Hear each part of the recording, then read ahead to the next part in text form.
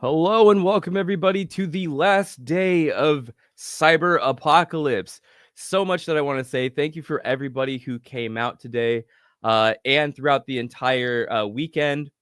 This was one of the, if not the most successful cyber apocalypses that we have ever had. Very thankful for that. We have today for you our final workshop that is going to be done by our own cyber studies. Well, their own cyber studies, Geo. He's actually one of the people who's been contributing a lot to our YouTube channel. If you've seen Learn with Hack the Box, you've seen his face already. So really excited to see what he has to say about getting information from MFT records, my bad. So yeah, like always, we are going to have a giveaway for a Flipper Zero that we can do. Emma, do we want to do this right now or do we want to do this at the end? Let's figure that one out really quick. All right, we're going to do that right now. So I just have to run a random number generator to pick out the lucky person who will get this. Let me just get that going real quick. What's the number again? Hey, everybody joining in chat, Dev Black, Pony. Yeah, everybody's coming in. Neofetch, what's up? Okay, bigger number this time. More people going into the drawing. We love to see that. That means a ton of people tuned in and decided to try out a challenge before coming back here. Right on. Okay, we'll do this live. Let me share something with you real quick. And doing all this as fast as possible so we can get into that goodness. All right, cool. Do you want to throw it up there, Emma? We'll get the number and then we'll find the person associated with the number and then we'll get in contact with you. So the number is 4698. We are going to find the person who is linked to that number and give that username a Flipper Zero. Congratulations to them. Do you want to do that handover? Here we go. I'm just going to give this to you, Emma. Perfect. Well, again, super happy that all of you have been able to come out here. It's been a real rush of a week. There've been a lot of challengers who've submitted some really cool information to us. But why do I want to stop us from the real reason why we're here is seeing Geo teach us some real interesting stuff. So Emma, if you want to flip it over to that, I'll see you all at the end of this. Bye. Hi, my name is Gio with the Cyber Studies YouTube channel and the Learn with Hack the Box series. On today's episode, we're going to do a brief walkthrough on the Pursue the Track CTF event from last year's Cyber Apocalypse CTF. So covering topics like things like the master file table or the MFT and some record analysis on an incident in this fictional scenario. So without further delay, let's dig into this challenge. All right, so here I am in the Cyber Apocalypse workshops from the previous year. This is a private room, so I don't think you're gonna have access to this. However, you can actually go into the Hack the Box labs, go into the Sherlocks, and there's a BFT room that you can do that's very similar to this in nature. We actually covered it in a previous video in the Learn with Hack the Box series. You're more than welcome to go there and try that one out, but with this one, you're gonna just kind of see how it goes. All right, so we're gonna dig inside of the Pursue the Tracks. So we have, cool little fictional event here. So this is Pursue the Tracks. Lux, leader of the freaks, immerses himself in the depths of computers, tirelessly pursuing the secrets of the files he has obtained, accessing an opposing faction member's workstation. With unwavering determination, he scours through data, putting together fragments of information, trying to take some advantage on the other factions. To get the flag, we need to answer the questions from the Docker instance. So we're going to have to go through and spawn our Docker box here. Let this thing spin up for a second. We're going to get our IP and our port numbers, and then we're going to have either, if you have access to the Pwn box with Hack the Box, you can use that, or we're going to spin up our own lab and then be able to dig into that here in a second. All right, so what I've done is I launched that Docker machine. I've gone into my VMware hypervisor, and I set up my Linux machine. Now, all I'm using this for exclusively is to run the netcat scan. So I'm going to go through and run that command. So I just copied it from the website there, and then I'm going to paste it into this. This is just the IP address with that port. And then we're then presented with the same information before in our fictional event. But now we're prompted with a question that gets us into our actual capture the flag event. So it's going to say, files are related to 2 years. Which are those? And for example, 1993 or 1995 is just some of those examples. So what we're going to do then is we're now going to take that. We're then going to download the file from the website and then dig into our analysis box, our forensics box. Now, I myself am a big Windows user. I'm actually very keen on using Flare VM, and I do download the Eric Zimmerman tool. So if you can get those few things downloaded into your lab, we're going to jump over to that box here in a second, and then we're going to dig into this file. All right, so now that I'm in my Windows virtual machine here, this is where I do all my forensic stuff in. We're going to want to dig into the file that we downloaded. So we're going to pull that up here. And this is the MFT file. So this is going to allow us to go through and parse this through like a comma separated value layout. Everything is kind of laid out there with all our file sizes, our names, our dates, what have you. A lot of good information in here. Everything is stored in this one spot. Now we are going to want to dig into the actual file itself. We want to make it a little bit more presentable, more human readable. There are a bunch of tools out there. I do like the Eric Zimmerman tools just because he kind of, consolidates everything to one nice, sweet, easy, usable suite. So what I'm going to do is I'm going to open that up. We're going to navigate to our directories already there. And then we're going to want to dig into, what do we got here? So we're going to do, So we're going to do MFTE. So this is going to be your MFT Explorer command. And then we're going to want to point that to a file. And so what I'm going to do is I'm going to go back to our, our folder here. I'm going to right click this and copy the path. And so basically we're pointing the actual executable at that file right there. And then we're going to want to do the file format of CSV. So it's going to be a little bit more human readable as opposed to how it is currently as it stands. And then I'm going to put this in my, let's just do like C temp. So let's just do that. And what I'm going to do here is it's going to crunch it. It's going to say, hey, we've gone through. We've then converted that file into a .csv. So then we should be able to navigate, where are we at here? To our PC. And then in our temp folder, we now have our new CSV.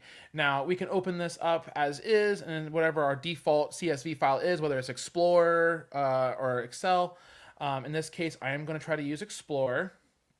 So let me open it up there. Think of this kind of as like a very stripped down Microsoft Excel. So there are more features to it, but basically it just allows you to manipulate your .csvs and other cool little widgets and gizmos in there. But what we're going to do is we're going to open up our ctemp, the MFT thing that we modified into a .csv. So this should just make it a little bit more human readable, a little bit more organized to go through and kind of organize its stuff here. And everything is laid out. Now what's really nice about this is there are other tools out there that will work with this. I think it's like MFT Explorer, Command, what have you. There's a bunch of them. However, some of them actually do hide natively the file names, the file sizes. There's a few things in there that is kind of left it. So I find a lot of success with Timeline Explorer. Now, the first question we had in our challenge back at our Cali box was files are related to 2 years. Which are those two? Or which are those? So we're going to kind of dig into what we have here in our Windows box, and we're going to look for, we're going to look for file names. We do have some information in here. So what we're going to do is we're going to highlight this column, and then we're going to do a little bit of filtering. So however you want to do it, there's different ways you can go about this, but each column has its own little filter option on the top right. And since this is a shorter, it's only 46 lines, I don't feel it's really necessary to go through and do a lot of filtering there. What we can do is we can kind of go through and just kind of see anything that jumps out at us. So we can open this up a little bit. And we can kind of scroll through it. Now, the idea here is we are looking for years according to the CTF questions. So just right off the rip, I see 2023 and 2024. Let's just see if there's anything else in there. That does not seem to be the case. So with that, we can go ahead and try those two and see if that gives us what we're looking for. So we can go back into our Cali box there, and it's going to say for that, what are our 2 years? 2023, comma separated, 2024. And we have a correct. It's our first flag right off the rip. So the next question's in here, and this one's a little bit harder to read because this is that purple and black background. But it says, there are some documents. Which is the name of the first file written? For example, randomname.pdf. So we're looking for some sort of, not system file per se, but more of an actual document, something that's maybe human generated or something that's more interactive in that way. So we're going to dip back into our Timeline Explorer here. We're going to go all the way over, and I think in this particular use case, it is asking for like the first one being made. It makes more sense to me to do a sort by on the created type. So we're gonna go through here. We have 21 going back down to 22. So let's go back this way. So this is top to bottom, earliest to oldest there. And let's see here. We are going to go back to our file name based off of created type sorted. And so we're just going to, again, go back through here. Not a lot of information in this particular MFT file, because I think it's more about, spinning the wheels, getting things, acquainted with. We're kind of getting familiar with the tool set here. So we're going to kind of go down through our file name. We're seeing a couple different items in the file name column here in this section. And we're just looking for anything that's probably like a PDF, a PowerPoint, a Word document, anything like that. And right off the rip, I'm seeing things like right here. Okay. So the first item that I see off the rip here is final_annual_report.xlsx. So this is a Excel document, Microsoft Excel document, right there. So that is what we are looking at. So final annual report. So let's do that. Let's try it here. Did it take? Fire. Cool. Rock on. Sweet. All right. So yeah, and I'm just trying to make sure it's case sensitive. I'm not 100% sure if it is or not, but you don't want to miss it because it's not case sensitive. All right. All right. Moving on. So we do have another one here. It says, which file was deleted? For example, randomname.pdf. So this one actually should be really easy. So we should be able to go into our MFT and under, which column is it? What do we got here? There's a flag. It should be called like in use. Cool, rock on, yeah. Okay, so this one right here in between where it says parent path and parent sequence number, right in the middle there, it's gonna say in use. Now, with this one, again, it's only 46 lines. Typically it's a little bit larger, but in this particular use case, it's very convenient. We can just scroll through the list here, and if there's any of them that is unchecked, it means it's just been deleted here. So in this particular case, we have an item that resides in the parent path. And we are looking at market_plan.xlsx. So again, another one of those Excel documents. And then I want to make sure I'm just being case sensitive. So we're just going to do that again.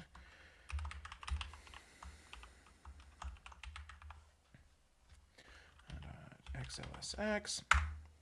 Oh, did I misspell it? Marketing plan. That will do it.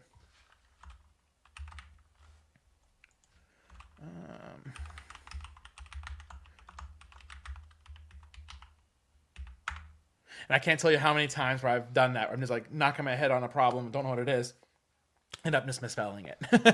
Okay, all right, so this one says, which is the file name of the important text file that was created? So we can actually go and dig back into Timeline Explorer. We kind of did everything in there. Just for the sake of something that's a little bit different, I wanted to go ahead and launch up MFT Explorer. So I went ahead and navigated there, and then we can go ahead and just launch that right there. And so what this is going to do is going to open up a new GUI interface of MFT Explorer. Now this is just a little bit different. It's kind of the same concept, but what's nice about this one is that this one does show a little bit more of like a visual representation as opposed to like a CSV, a comma separated value. This one kind of gives you more of like a visual representation of what we're looking at here. So we're going to click the same exact one. And you're going to see here, it's going to kind of open it up. I'm going to try to, it's a little bit larger if I can. or else it kind of defeats the whole point. So it doesn't look like we can, and that's a little frustrating. But however, what I can kind of show you here, if you get the gist of it, is that we are seeing a more visual representation of what our MFT looks like. So if you look here on the side pane, you'll be able to see all of our directories kind of opened up here like a tree setup. So with this here, we're looking for a .txt.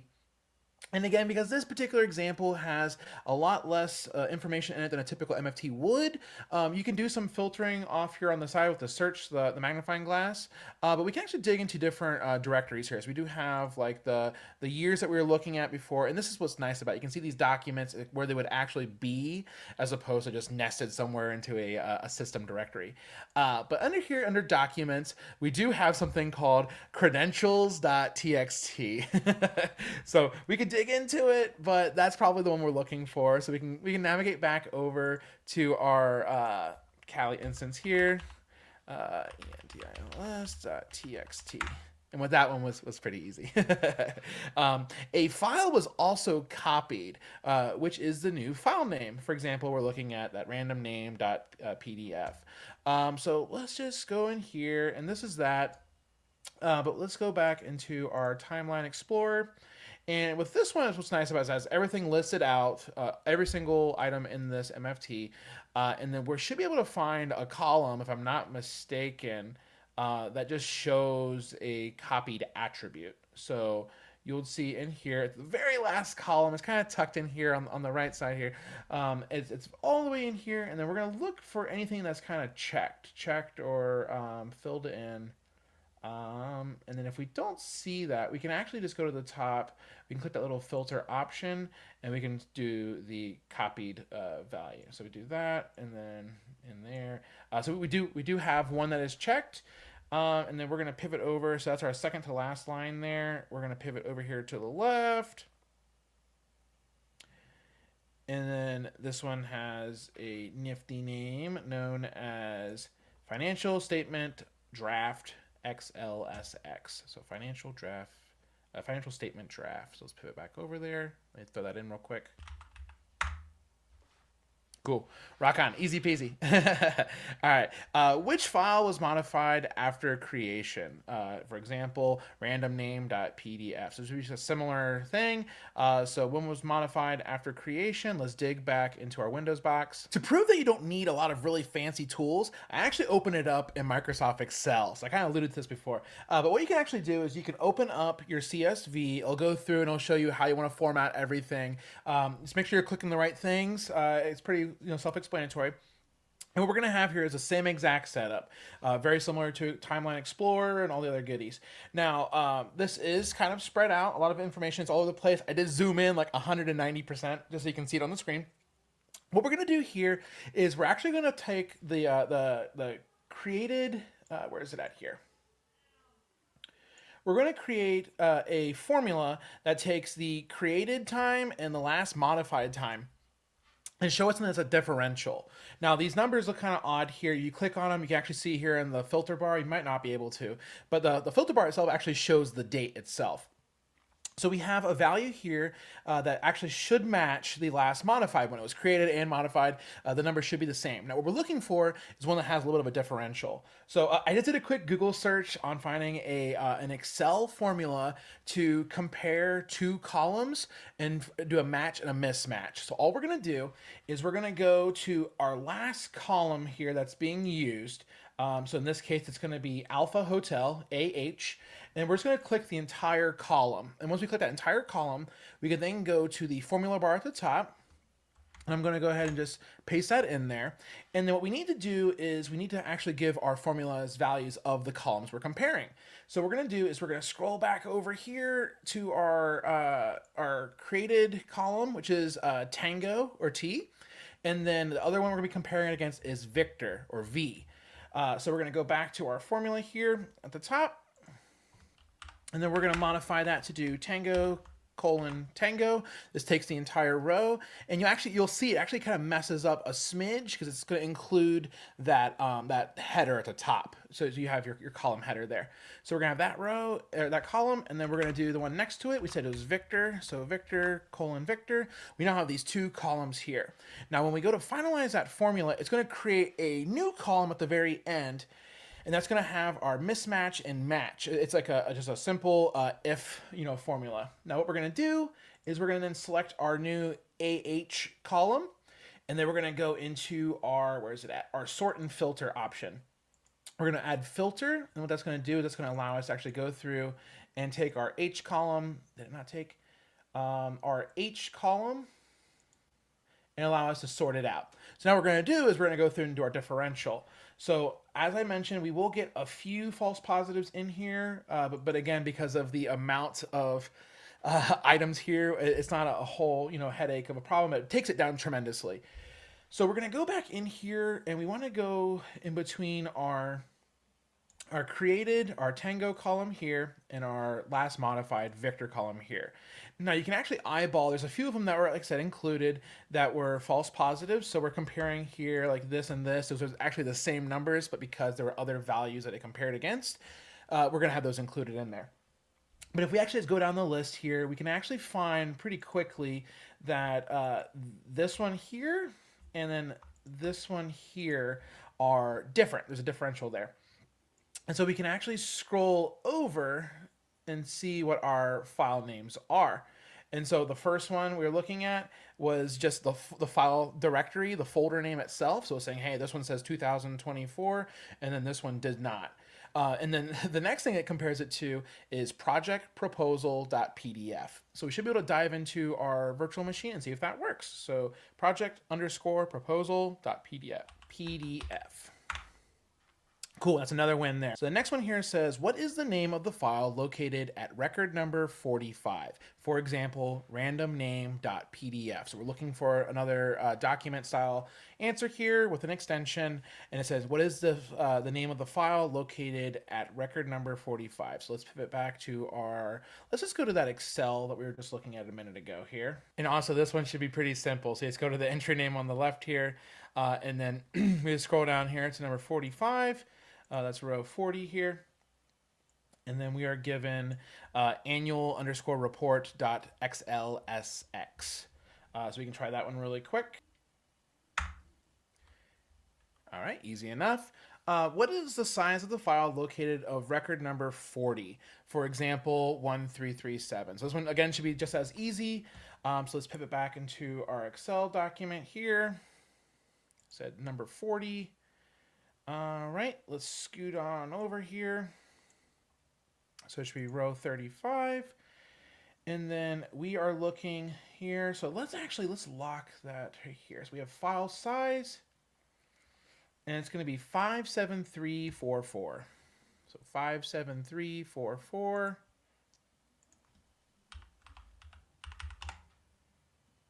Sick. All right, and that was actually the last one. It's cool. So what happens is once we've done that, we're then granted the flag, which is hack the box HTB squigglies MFT underscore parsing underscore is underscore really underscore useful. So MFT parsing is really useful.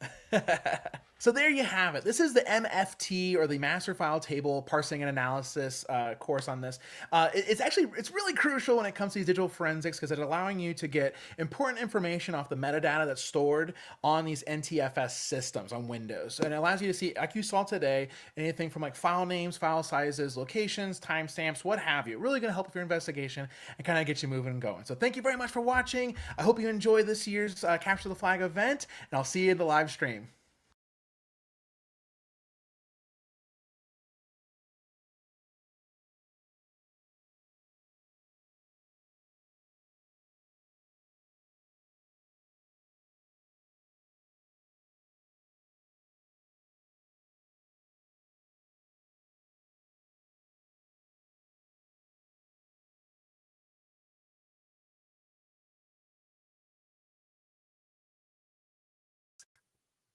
Whoops. That's on me. Super happy that you all made it out. Thank you for letting me know. yeah, super happy everybody made it out. This has been an amazing year for Cyber Apocalypse. So many people joined in, so many teams. Big W to all of you who came out, and we're gonna keep on trying to make this bigger and better next year, year after that. But what more can I say than, happy that you were all here. Y'all had a good time, and the last thing that we'll be giving out is the last prize for write-ups. So if you did a challenge, you made a write-up about it, that is still a prize that is out there. Do not post them yet, but yeah, that's all, folks. Thank you for coming out. And on my own note, join us on the 9th for a live stream for It Takes a Village. We have a play stream that's going to have a special guest that's already clipped in the chat for Twitch. But yeah, just want to let you know that too. But otherwise, take care. Keep burning the midnight oil. Keep hacking. Ella, take me home.